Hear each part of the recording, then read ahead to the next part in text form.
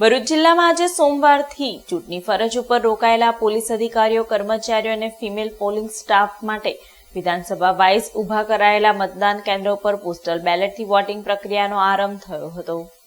Postal બેલેટથી વોટિંગની પ્રક્રિયામાં ભરૂચ વિધાનસભા મત વિસ્તારમાં 227 જેટલા જીઆરડી અને 205 જેટલા પોલીસ કર્મીઓએ મતદાનમાં જોડાયા હતા। જિલ્લાની 5 વિધાનસભા મત વિસ્તાર પ્રમાણે મતદાન પ્રક્રિયા આગામી 2 મે સુધી ચાલશે।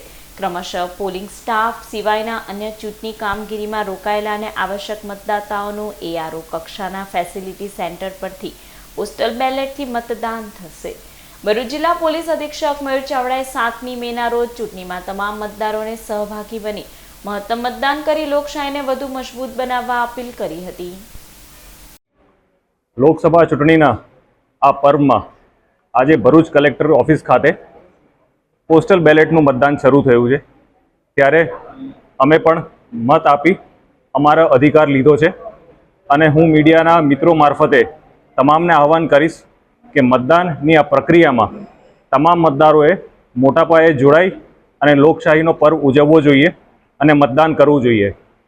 ભરૂચ પોલીસ હોમગાર્ડ જીઆરડી આ તમામ સંખ્યા લગભગ 4600ની છે ભરૂચ જિલ્લામાં।